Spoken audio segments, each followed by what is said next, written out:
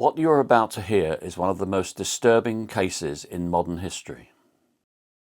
Jun-chan, welcome back. I never dreamed we would meet again like this. You were subjected to such cruelty, weren't you? You went through so much, didn't you? I'm upset with myself that I went on living, unaware of what was happening. You were always so gentle and cheerful, Jun-chan. The happy coat we made for the cultural festival looked wonderful on you. I'll never forget that. We will absolutely not let Jun-chan's death be in vain. As we step into adulthood, we'll strive for a world where such heinous crimes no longer exist. We'll do our best, keeping Jun-chan in our hearts and pushing forward. The principal even brought your diploma. Thanks to this, all 47 of us in Class 3-8 were able to graduate. Jun-chan, there's no more pain or suffering now. Rest peacefully. Farewell, Jun-chan. No person should die at such a young age, or in such a terrible, brutal fashion. This is the very tragic story of Junko Furuta.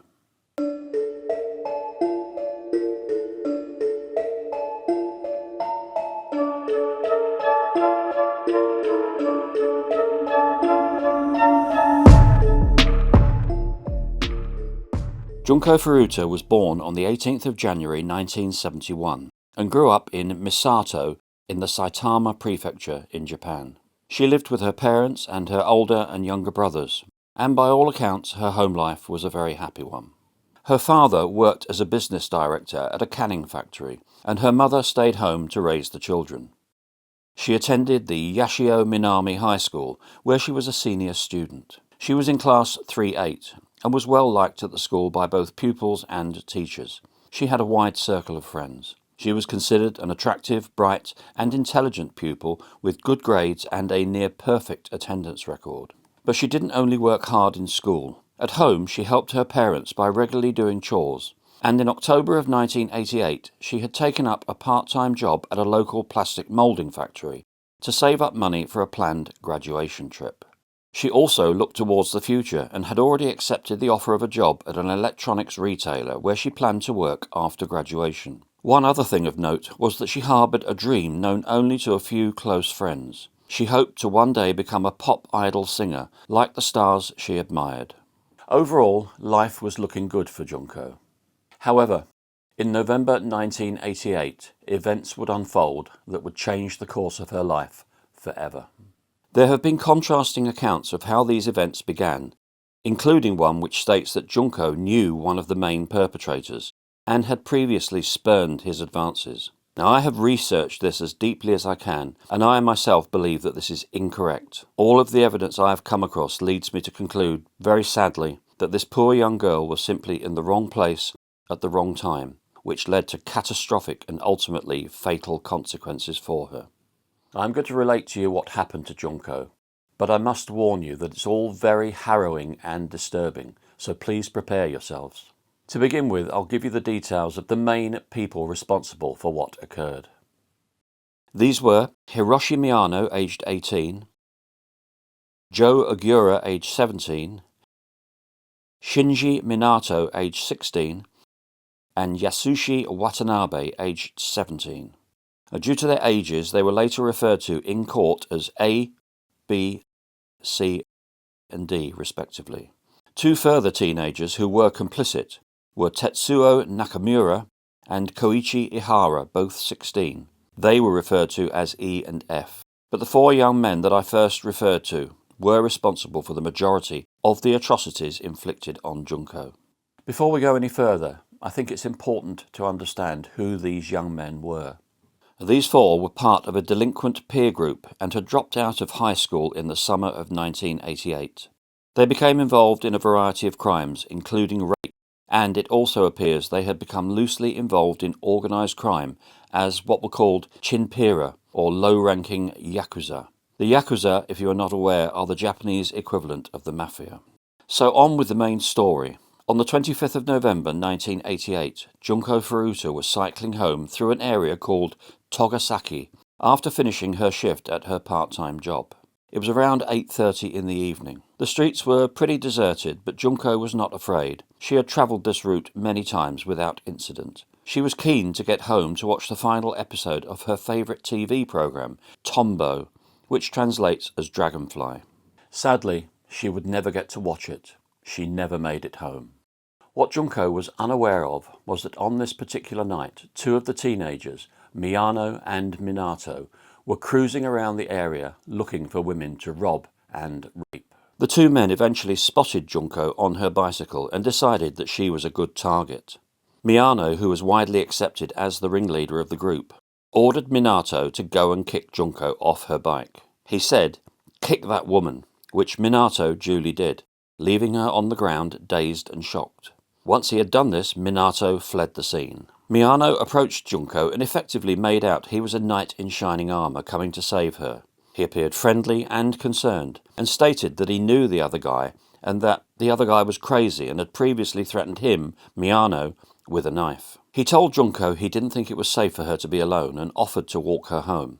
Junko was shaken and still shocked, and here she was presented with a good Samaritan offering to ensure her safety, and so she accepted his offer. She had no way of knowing that the guy who had knocked her off of her bike and this seemingly kind person were working together. And so they began walking, but instead of escorting Junko home, Miyano led her further away. It's entirely possible that Junko, in her distressed state, may not have noticed. Eventually, he led her towards and then into a nearby warehouse. And this is when things went rapidly downhill. Miyano's demeanour changed immediately. He became terse and threatening and told Junko that she needed to do exactly what he said. He told her that he was in the Yakuza, and if she disobeyed or made any noise, he would kill her. At this stage, Junko must have been terrified. Miyano told her that he wanted to have sex with her, and when Junko tried to resist, he pinned her down on the ground and savagely raped her. When he had finished the attack, he grabbed her and led her out of the warehouse and then took her by taxi to a hotel in a nearby place called Adachi. Once they were in a room, he raped her again. After this second attack, Miyano telephoned Joe Ogura and proceeded to brag about raping Junko. It was not the first time he'd committed rape, and usually the victim or victims were released afterwards. But on this occasion, Joe Ogura told Miyano to keep hold of Junko because he wanted to rape her himself. Ogura's words would seal Junko's fate, as they were the start of the chain of terrible events that followed. At around midnight on the 26th of November, Miyano led Junko to a park where they were met by Ogura, Minato and Watanabe. A discussion ensued and the four of them eventually agreed that they would imprison Junko so that they could play with her and abuse her. They told Junko that they'd found her home address in her student notebook and that if she didn't do exactly what they said, or if she tried to escape, the Yakuza would kill all of her family. This left Junko terrified. She was alone, filled with dread and fear, and helpless at the hands of her captors. Further discussion then took place, mainly about where they were going to keep her. In recent times, the four of them had been using Minato's family home as a hangout, and Minato said they could take Junko there and imprison her in an unused spare room. And so that's what happened. They took her to Minato's house in the Ayazi district of Adachi, smuggled her inside under the cover of darkness and hid her in the spare room on the second floor. Once they had her in the room, the four of them proceeded to gang rape her. Minato's parents also lived at the house, and if they asked who Junko was, they would be told she was Minato's girlfriend. The subterfuge was subsequently become unnecessary when it became clear that his parents were turning a blind eye to anything they saw or heard. They would later claim that this was because they feared violence from their son. It was also thought that Minato's brother knew what was going on, but he also didn't do anything. On the 27th, Junko's parents, who by this stage were consumed with worry about their missing daughter, called the police and asked them to investigate her disappearance. The police, I think, suspected it was simply a case of a teenage runaway, but they agreed to look into the matter. The four kidnappers got wind of this development, and to discourage a closer investigation, they forced Junko to call her mother 3 times to convince her that she had run away but was safe and staying with friends. They also forced her to ask her mother to have the police investigation called off. All of this was done with a knife held to Junko's throat. Her mother was rather suspicious and thought that Junko didn't sound okay, but she contacted the police anyway and told them what had happened. When police heard that Junko had made contact, they reclassified the case as a voluntary disappearance and ceased all further investigation. At one point, however, the police did visit the Minato house. This was brought about when the kidnappers invited a friend to the house who saw Junko. He went home and told his brother, who in turn told their parents, who then called the police. 2 officers attended to question Minato's parents, who denied there was a girl in the house. They even invited the officers to perform a search, but, having no reason to suspect they were lying, the officers declined and went on their way. In the future, the 2 officers came under fire from the local community and were reportedly criticised for failing to follow correct procedures. On the night of the 28th of November, Nakamura and Ihara joined Miyano and the others, and once again gang-raped Junko, after which Miyano shaved her pubic hair with a razor and used matches to burn her genital area. I'm sure we can imagine this would have been agonisingly painful for her, but unfortunately the abuse and torture would soon escalate further. Over the ensuing days through December, Junko was raped repeatedly, not just by the kidnappers, but by other men they had invited around. It's a matter of confusion as to how many were involved, but suffice to say this poor girl endured abuse at the hands of multiple assailants a great many times. These people simply caused her immense suffering for their own twisted entertainment. She was also viciously beaten on a daily basis with fists, iron rods and other implements such as golf clubs. At one point they even tied her hands and suspended her from the ceiling and used her as a punching bag. They would also drop dumbbells from considerable height onto various parts of her body, causing terrible bruising and possibly shattering bones. On one occasion in early December, Junko made an escape attempt while her kidnappers were very drunk. She crept downstairs, found a phone and called the police. But before she could tell them what was happening, Miyano caught her and grabbed the phone. He told police it had been a misdial and apologised. The police did in fact call back, but Miyano managed quite easily to convince them it was a mistake. The police accepted his word, and this amounted to a second missed opportunity to rescue Junko, as they made no further investigation. Because of her escape attempt, the group were incensed with Junko, and as punishment they repeatedly punched her in the face and stomped on her head while she was lying on the floor. In addition, Miyano burned her ankles with a lighter. Now, this was not the only incidence of burning during her captivity, as they regularly poured lighter fluid on different parts of her body and set it alight. They would also drip hot wax from candles on parts of her face, including her delicate eyelids. Now, as her ordeal continued, the 4 of them tortured Junko in many different ways. Ways which were designed to inflict pain, but also to break her psychologically. She had her genitals and her back passage violated on numerous occasions with foreign objects, which included metal rods, scissors, bottles, skewers, lit matches, and even live fireworks. At one point, they even inserted a hot light bulb, which had come directly from a lamp, into her vagina, where it broke. Now, these details are obviously very graphic, but I'm trying to give you a full image of what this poor girl went through. I can assure you it's as dark and difficult for me to relate these events as I'm sure it is for you to listen to them. In addition, they burned her genitals with lighters and lit cigarettes. They pierced her breasts with sewing needles, and at one point they ripped off her left nipple with a pair of pliers. I just can't begin to imagine the level of pain that Junko endured so many times. On the psychological front, they forced her to dance naked for them, and she was also forced to masturbate while they watched and ridiculed her. She was often made to sleep naked on the balcony, even in freezing cold conditions, and occasionally they would actually put her in a freezer for extended periods. She was given little or no proper food. She was forced to eat live cockroaches, consume large amounts of milk and alcohol, and even drink her own urine. This inevitably meant she suffered from malnutrition. Additionally, they made her smoke. They made her smoke 2 cigarettes at a time, and she was also made to inhale the fumes from paint thinners. They also told her lies designed to break her spirit and cause unimaginable upset. One example was telling her that her father had died in an accident, something which was just not true. The cumulative impact of this sustained abuse was beginning to take a severe toll, and by mid to late December, Junko's body was beginning to shut down. She was dying. Whether or not she realised this or simply couldn't endure any more is unknown, but at one point she begged her captors to put her out of her misery, to kill her.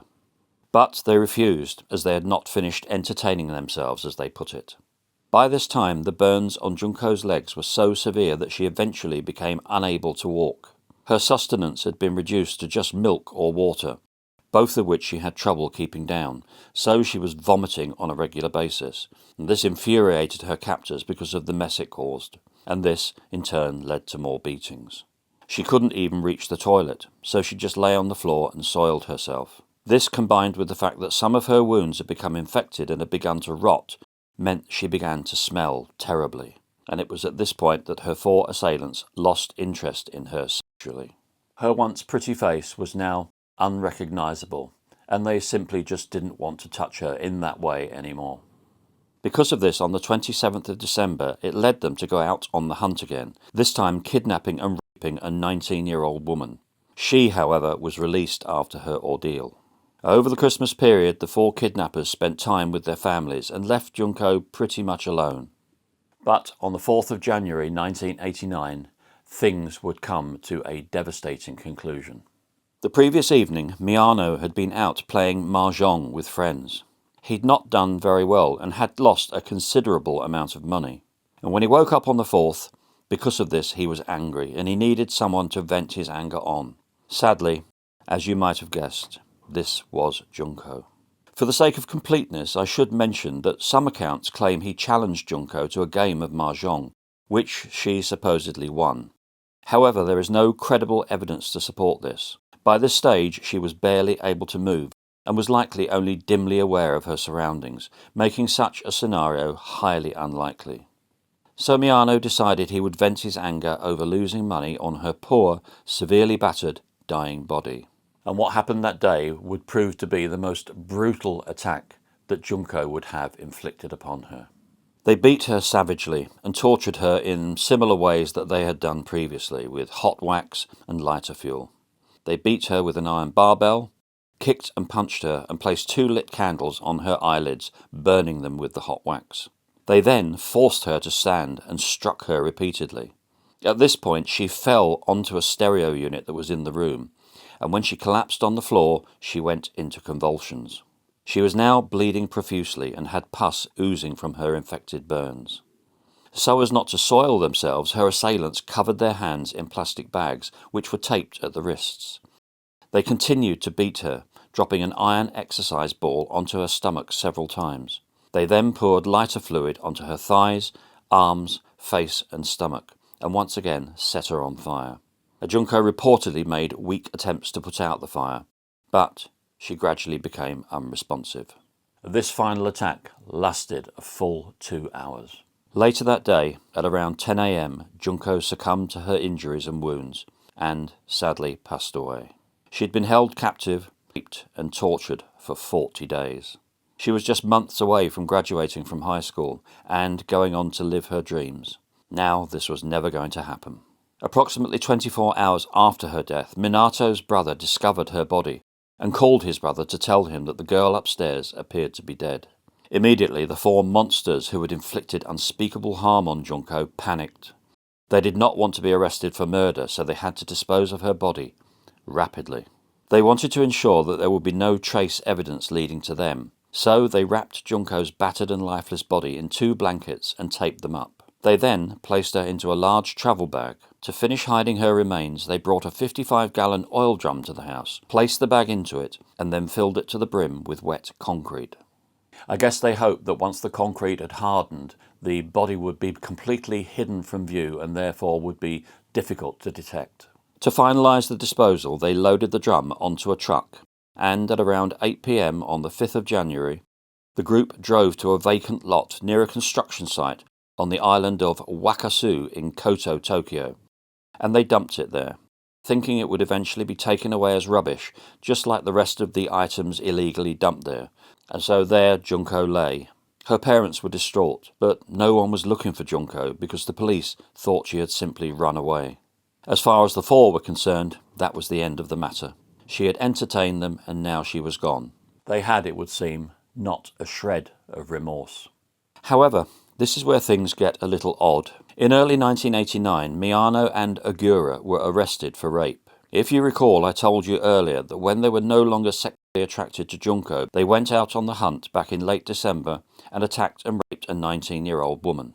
On the 29th of March, Miyano and Ogura were interviewed separately by police. Women's underwear had been found in their homes and was pointing towards them being the rapists. And now you remember I said things get a little bit odd?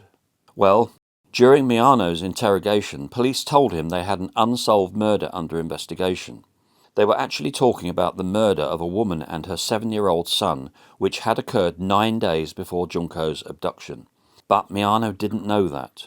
He mistakenly put 2 and 2 together and came up with 5, thinking that Joe Ogura had already confessed about Junko and that it was her murder the police officers were talking about. He panicked, thinking that the police now knew everything and that he was completely sunk. He told the officers where they could find Junko's body, which completely confused them to begin with, as they were talking about a completely different crime. However, the officers followed up on the new lead that Miyano had given them, and the following day, the barrel containing Junko's remains was located and recovered. When the drum was opened and the concrete was broken away from Junko's emaciated and decomposed remains, police and pathologists began to form a picture of what she had endured. In spite of the decomposition, they could see that her face was so badly disfigured by her beatings, it was impossible to identify her that way. She was eventually identified by her fingerprints. One other notable point which came out during the post-mortem was that at the time of her death, Junko was pregnant. Now, based on information given by Miyano, the other assailants, Minato, Watanabe, Nakamura and Ihara, were all subsequently arrested. Charges were brought and the group were sent for trial. However, because they were all juveniles under the age of 20, their identities were initially sealed by the court. But this did not last. Journalists from the tabloid magazine Shukan Bunshun discovered their identities and published them. Technically, this was contempt of court, but the publication argued that because the accused had committed such brutal and savage crimes, they did not deserve the right to anonymity. The main 4 accused were initially charged with abduction for the purpose of sexual assault, confinement, rape, assault, murder, and abandonment of a corpse. However, they were eventually convicted of a lesser charge than murder, namely bodily injury resulting in death. Now, this decision largely revolved around the issue of intent. With murder there is intent to kill, but despite the brutal nature of what happened, it was unclear whether the 4 men accused actually set out to kill Junko or whether she simply died as a result of the sustained brutality she endured. Custodial sentences were handed down, but these would soon become a source of outrage throughout Japan. This case was considered possibly the worst incidence of crime in modern Japanese history, and yet the sentences would be completely ridiculed as being far too lenient. Miyano, the ringleader, was initially sentenced to 17 years in prison. He decided to appeal the sentence, but it didn't go his way, and in fact his sentence was increased to 20 years, the longest sentence available in Japan short of life imprisonment. He was released in 2009. Ogura was sentenced to 5 to 10 years. He was released in 1999. Minato was originally sentenced to 5 to 6 years, but subsequently resentenced to 5 to 9 years. His parents and brother were not charged, and Minato was released in 1998. Watanabe was originally sentenced to 3 to 4 years, but then resentenced to 5 to 7 years. He appealed the sentence to the Supreme Court of Japan, but his appeal was denied in July 1992. He was eventually released in 1996. And Nakamura and Ihara, who also raped Junko but did not participate in the torture and beatings that eventually led to her death, were released from juvenile detention in the year 2000. As I mentioned before, these seemingly light sentences caused a furore among the general public. The Tokyo Metropolitan Police Department, who investigated Junko's death, were inundated with calls and letters demanding that the perpetrators be more severely punished, including by life imprisonment or with the death penalty. The prosecutors came under fire, and the Tokyo District Court received numerous calls and letters which criticised the lightness of its sentences. But after the protests died down, the sentences remained the same. It was said by legal experts that in Japan they concentrated on rehabilitation of juveniles rather than punishment, and this may account for the lightness of the sentences. In the aftermath of the trial, Junko's family also pursued civil action against the family of one of the perpetrators, most commonly reported to be Shinji Minato, as the crimes had taken place in their home. It's also widely reported that compensation was awarded to Junko's parents, with some accounts claiming the Minato family sold their house to meet those obligations. However, the exact details remain unclear, with differing accounts surrounding the amount and circumstances of the payment. Now, before I tie this story up, I'll just mention that there has been continued interest over the years of what happened to the perpetrators after their release. Well, Watanabe was released in 1996 and went on to live quietly with his mother in Tokyo. For the most part, he stayed out of the public eye. In the years that followed, he developed a degenerative neurological condition that gradually worsened over time. Reports suggest that he struggled financially and may not have been able to access adequate medical treatment, and so his health continued to decline, and in May 2021 he died at the age of 49.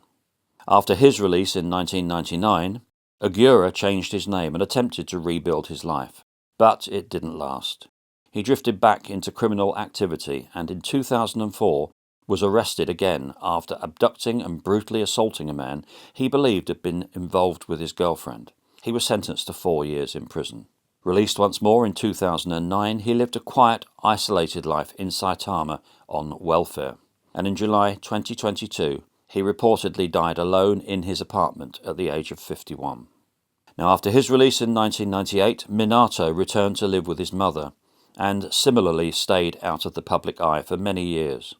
However, in 2018 he was arrested on suspicion of attempted murder following a violent altercation in Kawaguchi, Saitama.